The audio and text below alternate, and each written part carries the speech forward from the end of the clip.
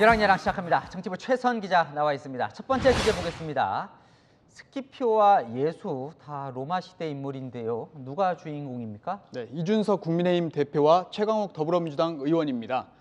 당 윤리 징계 위기에 처해 있거나 징계를 받은 인물들인데 스스로를 이 인물들에 비유했습니다. 네, 이준석 대표부터 살펴보면요. 한니발 장군이네 스키피오냐 논란도 있었다면서요? 네, 이 대표가 어젯밤 SNS에 글을 하나 올렸습니다. 결국 그에게도 포에니 전쟁보다 어려운 게 원로원 내의 정치 싸움이었다는 내용인데요. 그가 한니발 장군이라는 보도도 나왔는데 이 대표는 스키피오라고 설명했습니다. 스키피오에 자신을 빗댄 게 처음이 아닙니다. 고민이 많다 보니 침대에 제가 누우면 큰 전투를 앞둔 고대의 장수들의 빙의에서 망상을 하고는 합니다. 가우가멜라 전투를 앞둔 알렉산더, 자마 전투를 앞둔 스키피오.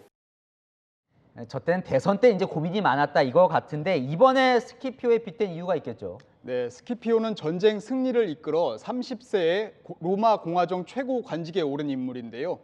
하지만 원로원의 정치적 공격으로 물러난 인물입니다.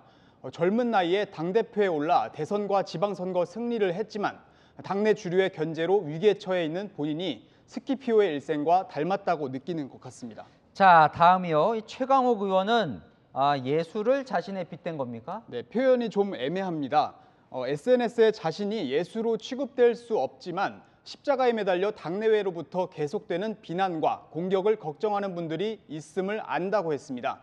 예전에 야권에서 조국 전 장관을 예수에 빗대는 일도 있었는데요. 억울하게 희생당하고 있다는 이미지로 지지층의 감성에 호소하려는 것이란 해석이 나옵니다. 네, 다음 주제 보겠습니다.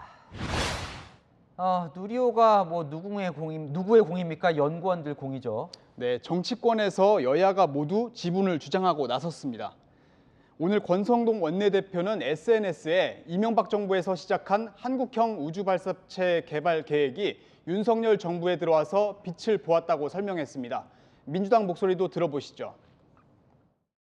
김대중 정부 시절부터 본격적으로 추진해왔던 우주 강국으로 나아가는 문이 활짝 열렸습니다. 어차피 개발한 건 다 항우연 항공우주연구원인데요. 그래도 알아는 보죠. 김대중, 이명박 어느 정부에서 시작이 된 겁니까? 네, 제가 팩트 체크를 해봤는데요. 대한민국 로켓 개발은 1990년대 초 시작됐고요. 최초 우주 발사체는 2002년 김대중 정부 때 러시아와 공동 개발에 들어갔습니다. 독자 개발로 한국형 발사체 사업을 시작한 건 2010년 이명박 정부 때입니다. 그러니까 양쪽 모두 틀린 건 아니죠.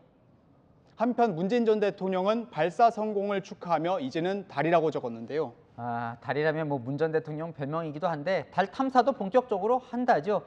문 전 대통령도 사실 누리호에 애착이 많았습니다. 네, 맞습니다. 지난해 10월에 1차 발사 때 직접 발사 현장인 전남 고흥까지 내려갔고요. 브리핑도 직접 했었습니다. 아쉽게도 목표에 완벽하게 이르진 못했지만 첫 번째 발사로 매우 훌륭한 성과를 거뒀습니다. 윤석열 대통령은 어제 일부러 내려가질 않았다죠? 네, 연구진들이 현장에서 발사 업무에 집중할 수 있도록 배려 차원이었다고 대통령실은 설명했습니다. 그래서 현장 브리핑은 과학기술부 장관이 했습니다. 원래는 가려고 그러다가 용산에서 영상을 통해서 볼 계획인데. 이게 지금 어디까지 올라요? 100m이 몇 킬로예요? 이 규정에는 어떤 장치들이 있겠죠? 영화 보면 나사에서 어느 단계 때는 벌써 치잖아요. 근데 이제 이 정도는 아니고 90대가 된 거예요. 존경하는 국민 여러분, 한국형 발사체 누리호의 성공을 발표합니다.